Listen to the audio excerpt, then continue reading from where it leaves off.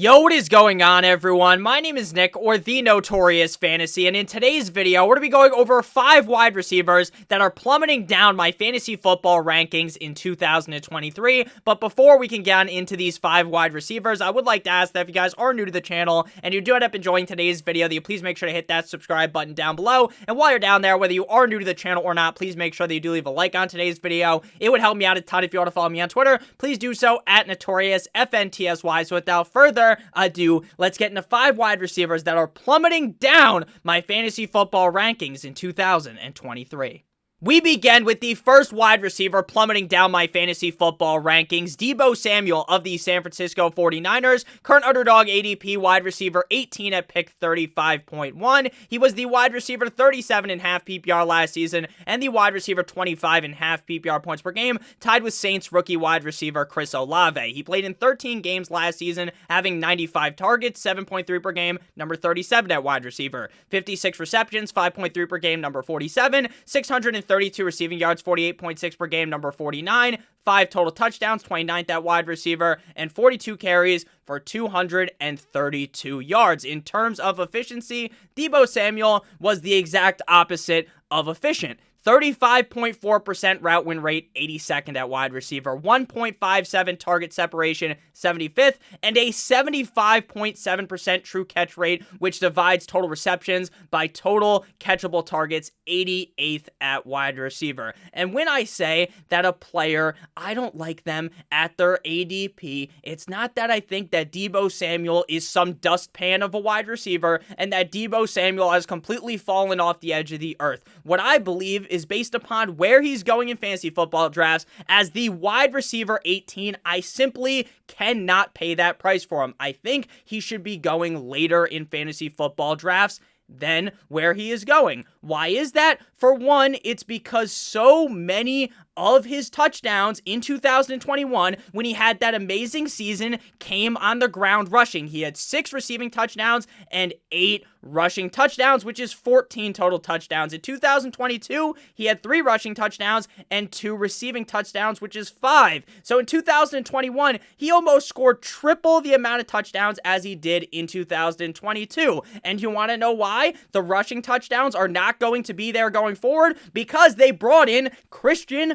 fucking McCaffrey. They brought in the best running back in the National Football League. So why would they give carries to Deebo Samuel? The answer is there is no reason to do that. Deebo Samuel also has a large group of wide receivers and a great tight end and the aforementioned Christian McCaffrey around him that are going to be taking targets away from him. He has George Kittle, one of the best tight ends in the NFL, Brandon Ayuk, this up-and-coming wide receiver, and again, Christian McCaffrey.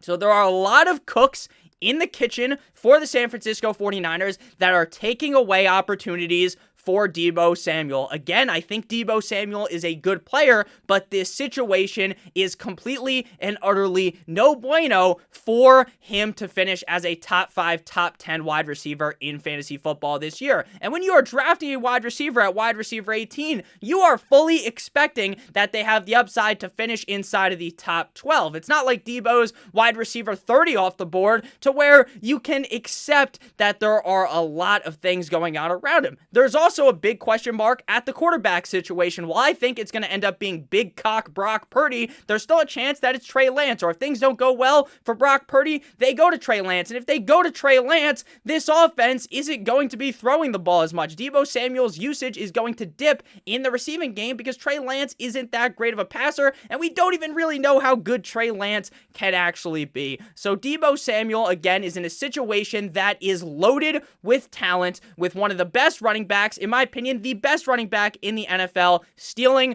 away his rushing opportunities. Deebo Samuel, again, is a great player, but at ADP in this San Francisco 49ers situation, he is a clear stay away from me, and he's going to continue to keep falling down my rankings. At number 2, we got Mike Williams, Mike Dubb of the LA Chargers, underdog ADP wide receiver 24 at pick 45.2. He was the wide receiver 30 in half PPR last season and the wide receiver 22 13.2 in half PPR points per game, tied with scary Terry McLaurin. 13 games played for Mike Williams last year, 93 targets, 7.2 per game, number 39, 63 receptions, 4.8 per game, number 37, 895 receiving yards, 68.8 per game, 0.2 off of being very nice, I like, with 69 receiving yards per game, 25th at wide receiver, and 4 total touchdowns, 37th at wide receiver. He had a 58.6% contested catch rate. We all know Mike Williams is an excellent contested catch receiver. This guy will basically break his back in order to make any catch.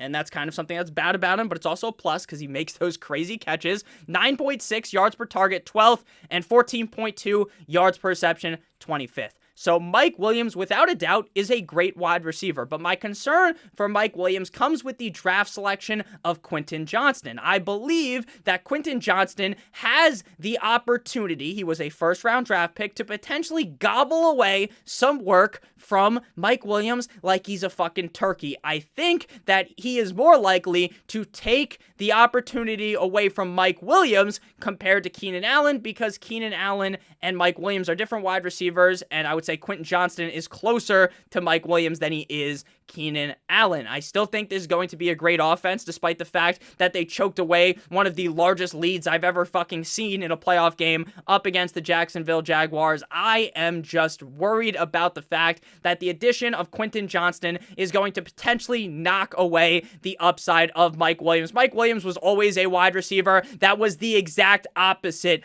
of consistency. This guy was not consistent at all, but he had that spike week. He has that dog in him where he hangs 25 plus points on your opponent and does the Marshawn Lynch hold my dick celebration and dives directly into the end zone, right? He still possesses that upside, but in my opinion, I really do think QJ is going to play a decent role in this offense. I just don't love Mike Williams where he's going. If he falls in drafts, it's the same thing with Deebo. If Deebo was to fall, then I'm fine grabbing him. If Mike Williams fell a couple of picks past wide receiver 24, then I'm fine drafting him.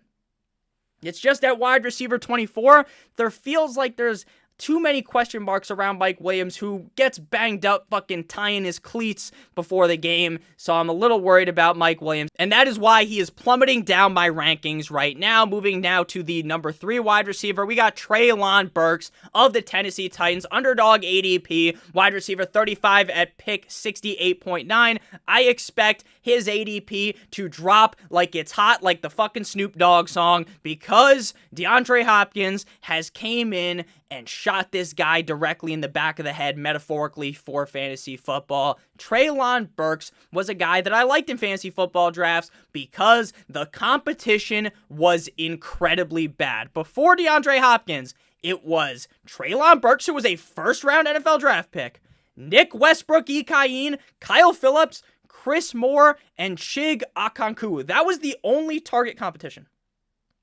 I'd argue that Chig was the most target competition that Treylon Burks had. But now, mosey's on in DeAndre Hopkins. And I've seen a lot of people talk about how, oh my God, DeAndre Hopkins, he's going to the Titans just like Julio, just like these other wide receivers who have went to Tennessee and fucking folded over like Lenny in Of Mice of Men staring at some rabbits. They think that that's what's going to happen, that Treylon Burks, or that DeAndre Hopkins is going to mosey on in, Billy Strut his way into Tennessee, catch a bag, and then be absolute dick cheese for fantasy football this season. They think that DeAndre Hopkins is washed, he's finished, this, that, and the other thing. I don't think that. I think DeAndre Hopkins is going to have a really solid season with the Tennessee Titans. But if DeAndre Hopkins is this target hog like I believe he is, then Treylon Burks is dead on arrival for fantasy football. Now, again, his ADP is going to plummet. He may fall to a range where I am comfortable taking him. But to be honest with you, with how I project this offense to be, and with Ryan Tannehill at quarterback, or Will Levis, the mayo-eating man, I don't think you could be super confident in Treylon Burks, even if his ADP takes a dive. Wide receiver, 79.5 PPR last season, 61.5 PPR points per game. You can make a lot of excuses for Burks, right? He didn't start the season. He was banged up going in. He only starts 6 games, 54 targets, 4.9 per game, number 77, 33 receptions, 3 per game, number 81, 444 receiving yards, 40.4 per game, number 74, and 2 total touchdowns. He had a 50% contested catch rate, 19th, and 0.41 fantasy points per route run, 31st. So you can make a lot of excuses for Treylon Burks, and I've made those in the past, right? A laundry list of excuses. But that was before DeAndre Hopkins was there, and now with DeAndre Hopkins in town, I just can't pay up for Treylon Burks. I already feel like this team wants to just run the ball all game long with Derrick Henry. And now they have a target hog, a target siphon in DeAndre Hopkins. So unless something happens to Hopkins, knock on wood, we do not root for injuries, then Treylon Burks is going to fade into irrelevancy. Before we move to the number 4 wide receiver plummeting down fantasy football rankings in 2023, I would like to give you guys a quick word for our friends and our sponsor, Underdog Fantasy. Underdog Fantasy is the best place to play best ball fantasy football this summer. If you don't know what best ball is, it's the best part about fantasy football. It's the draft, and that's it. There's no waivers, there's no trades, and there is no setting your lineup, no in-season management. At the end of every single week, Underdog automatically puts the highest scores in your lineup for you. If that sounds interesting, if you want to join a tournament, they got the fast puppy and the slow puppy. The fast puppy is a fast draft 30-second clock. The slow puppy, 8-hour clock. $5 to enter, 150 max entries, $75,000 to first, $500,000 in total prizes. If you don't want to join in a big tournament, you want to just go ahead and join in like what feels like a normal league. They have those as well. Just a 12-team league, you and 11 other people with as low of $3 buy-ins, and the first 2 places get paid out. If this sounds fun to you, if you got any questions, leave them down below in the comment section. If you want to join up and you're new, use promo code Notorious for a first match deposit bonus of up to $100. You deposit 100, you get an additional 150, an additional 50, 25, an additional 25, or you can click on the link in the video description or in the pinned comment. So the number 4 wide receiver plummeting down my rankings is going to be George Pickens of the Pittsburgh Steelers. Underdog ADP wide receiver 41 at pick 77.1. Now, around a month or two ago, George Pickens and Deontay Johnson were going back-to-back Michael Jordan 96-97 in fantasy football drafts, right? Back-to-back like the Manning brothers. But now, Johnson is rising like your Johnson in the morning, and Pickens is falling down. Pickens has been waving goodbye to Johnson as he just keeps moving up draft boards. But the thing is, while on Underdog that's the case, I've noticed in a lot of these redraft mocks I'm doing, Pickens and Johnson are still within a round of each other. And that doesn't make any fucking sense. Deontay Johnson is a much better pick than George Pickens. Does George Pickens have the pizzazz? Does he have the flash? Does he have the big plays in games? Yes, he could reach back like Odell Beckham Jr., reach back like 1-3, make those crazy catches that people will ejaculate to on Twitter on highlight heaven. But ultimately, George Pickens is not going to send you to the fantasy football championship this season. Wide receiver 36.5 PPR last year, wide receiver 49.5 PPR points per game, 17 games played with 12 starts, 85 targets, 5 per game, number 48, 52 receptions, 3.1 per game, number 49, 801 receiving yards, 47.1 per game, number 35. 5 total touchdowns, 29th at wide receiver. Now, I know what you might be saying. Nick, this was Kenny Pickett being young. Kenny Pickett made all these mistakes. The Steelers' offense was really fucking bad. So George Pickens is still a great player, right? George Pickens was really good last year. Well, if you actually look at the stats, George Pickens ranked 89th in true catch rate. He ranked 94th in target separation, 63rd in fantasy points per route run, 91st in route win rate. And he had a nice dominator rating because he was seeing a decent amount of targets, a decent amount of receptions. He was 16th. And he was 13th in contested catch rate, right? Again, he's a contested catch player. You throw the ball near him, he's going to use even his third leg to go ahead and snag the football. So I'm not here yet again saying that George Pickens is some dustpan wide receiver. He's a one-year wonder. He's fucking Peyton Hillis. He's this, that, and the other thing. Shout out to Peyton Hillis for saving those kids. But at the end of the day, my belief here is that the Steelers' offense is going to get better. Are they going to instantly become one of the better offenses in the NFL? Fuck no, baby. But are they going to be better than, like, Dick Cheese terrible last year? I think so. Now, the thing is, George Pickens scored 5 touchdowns last year. Deontay Johnson scored 0. I think Deontay Johnson's touchdowns are going to go up. I think Freiermuth's touchdowns could go up. And I think with a better offensive line, Najee Harris will be playing a lot better. The rushing attack will work better. So this leaves George Pickens kind of as the odd man out. Again, in fantasy football, I am searching a lot of the time for stone cold volume.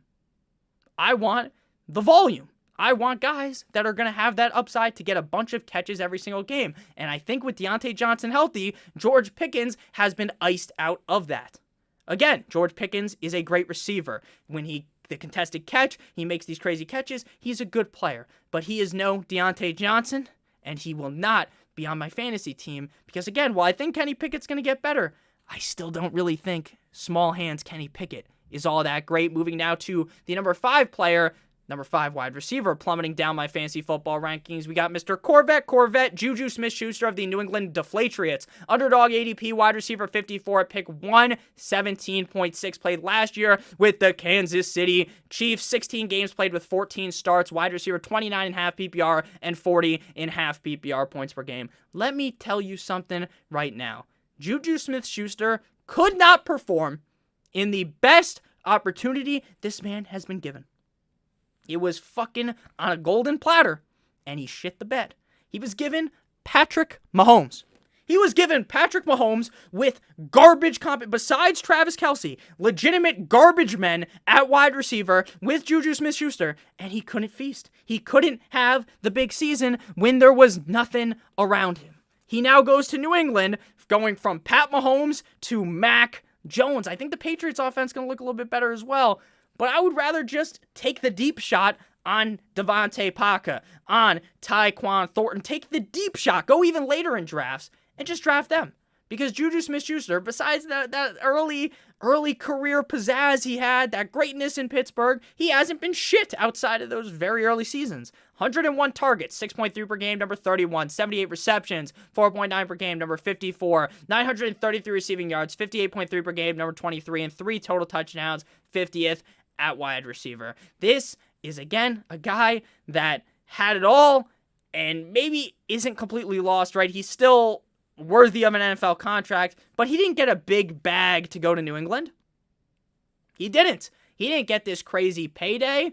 He just got a decent amount of money and went there. Again, I like to make fun of JuJu. He's a funny guy to make fun of because he's the fucking king of TikTok, Jackson Mahomes style, this, that, and the other thing. He's not complete dust. He's not completely terrible, but you're going to an offense that isn't going to throw the ball a bunch. And his talent, JuJu, has lessened. It feels like he's not the same guy he was very early on his career when him and Antonio Brown were doing the put that shit on dance in the end zone, even though they didn't do that back then. But you get what I mean, right? So we've got a worse version of JuJu with Mac Jones, with other competition. Again, I don't love Devontae Parker or Tyquan Thornton, but let's be honest with you. Would it surprise you if Devontae Parker or Tyquan Thornton outscored JuJu?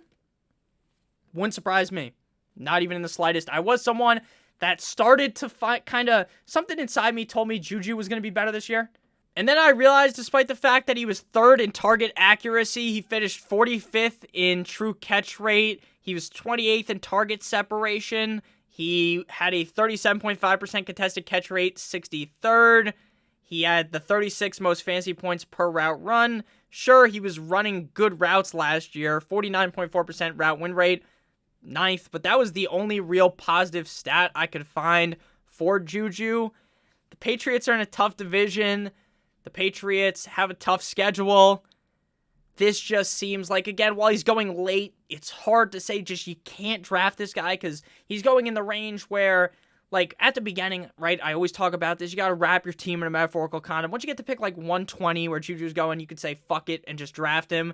But I'm going to be honest with you, he's not going to be on very many of my teams. If I draft 10 teams, he's probably not going to be on any of them. I'd have to draft like 20 teams to where I'm like, oh, it's time to sprinkle in JuJu Smith-Schuster. So thank you guys all so much for watching. If you ended up enjoying, make sure you hit that subscribe button down below as well as hitting that like button. It would help me out a ton. If you want to follow me on Twitter, please do so at NotoriousFantasy. Again, check out Underdog Fantasy, link in the video description, and check out both of the videos I made yesterday. I talked about DeAndre Hopkins a ton in one of the videos, and the other video was a breakdown of my top 12 overall rankings for the 2023 fantasy football season. I love you guys all so much. Hope you have a great guys' day, and as always, good boy.